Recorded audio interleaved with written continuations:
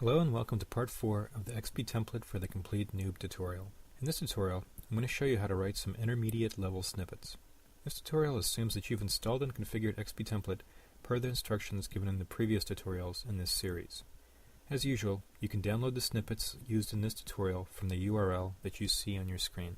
Or you can just follow along in this video and manually type in the snippets as you see them on the screen. Alright, let's get started.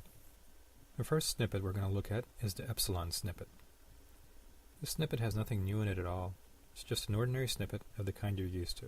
Notice that it has two placeholders, named 4 and 6. Let's trigger this snippet in Vim. Save the epsilon snippet and open up a file of the file type your personal snippets are written for. If you recall, in this tutorial we've been using the Lua file type. So if you're following along, you should be able to just edit a file named test.lua and reload your personal snippets using Alt F1. Now, trigger the epsilon snippet.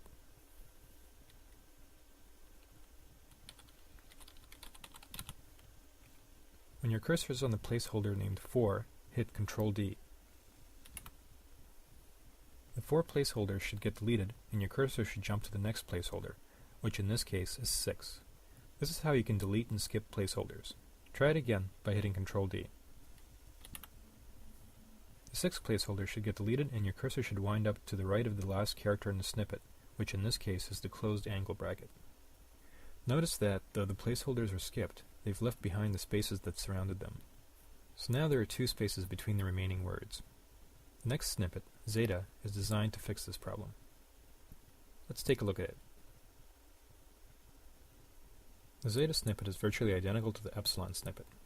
The only difference is that there's an extra backquote and space preceding each placeholder. The text between the 2 backquotes to the left of each placeholder is called the left edge. Each placeholder may have either no edges, a left edge, a right edge, or both a left edge and a right edge. In this snippet, both placeholders have only a left edge. The way edges work is this. When a user triggers a snippet, any text in the placeholder's edges is shown on the screen. If the user skips the placeholder, the text in the edges gets deleted along with the placeholder text. If the user does not skip a placeholder, the text in the edges remains. In this snippet, the only thing in the edges of both placeholders is a space. So a space will be displayed, and that space will be skipped if the user chooses to skip either of the placeholders. Let's try it out. Save this snippet and reload your snippets in the test.lua file with Alt F1, or quit and restart Vim on test.lua. Trigger the zeta snippet and try skipping both placeholders using Ctrl D.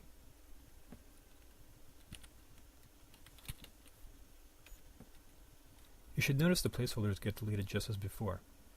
Only now the space to the left of each placeholder is deleted along with the placeholder.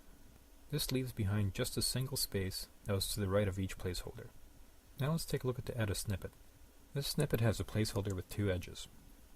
Notice that the left edge contains a bunch of spaces with the open angle bracket, and the right edge contains just a closed angle bracket.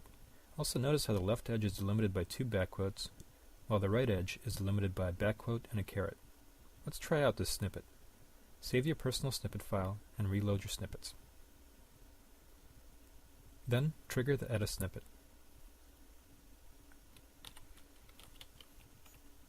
Notice how the placeholder along with the text in both edges appears.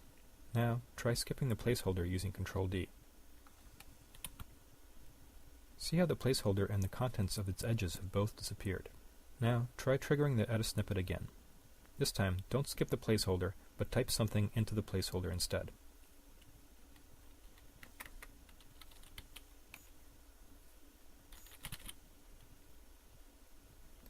And hit Tab to exit the snippet. Notice how the content of the edges are still there. For more information on edges, see :help xpt-placeholder-edge. Alright, we have one more snippet to look at, the theta snippet. The syntax in the center of the snippet's placeholder should be familiar to you. All it does is include the zeta snippet. What the expand me sections surrounding the include do is tell xptemplate to prompt the user to repeat the surrounding part as many times as the user likes. In this case, the prompt will be expand me, but it can be anything you like. Let's try it out, and hopefully how it works will become a bit clearer. Save this snippet, reload your snippets in test.lua, and trigger the theta snippet.